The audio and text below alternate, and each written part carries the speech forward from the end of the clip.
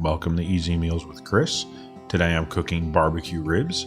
Please pause the video to get a look at the ingredients.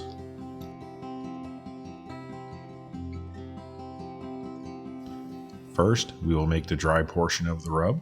Mix all the dry ingredients in a bowl and place aside for the next step. You may have more than you need depending on how many ribs you have, but you can save the leftovers for the next time.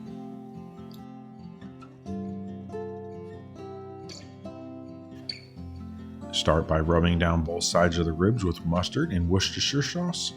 Put enough to have a layer that covers all surface area, but not be dripping off.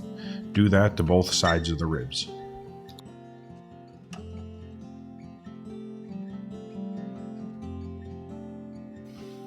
You will then start sprinkling the dry rub all over.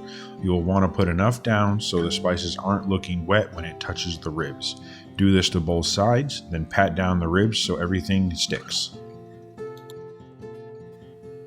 Place that on a rack to cook in the oven uncovered for about 4 hours at 225 degrees.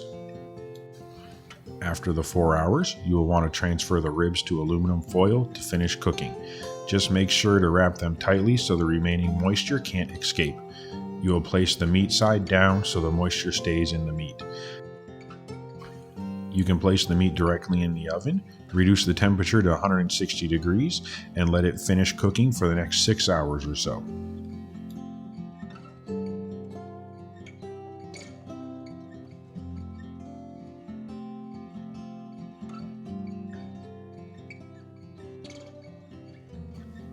While that is cooking, you can make a sweet barbecue sauce.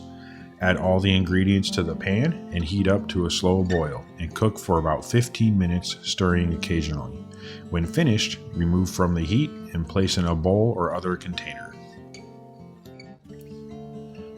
For this recipe, I typically start the ribs at 8 in the morning, cover in aluminum foil around lunchtime, and then the ribs are done around dinner time, about 6 o'clock or so. The timing doesn't need to be exact, but you want the ribs to cook fully at 225 and then as long as you can around 106 degrees to ensure they are moist and tender when they're finished. When you are ready to eat, take the ribs out of the oven, open it up, and enjoy.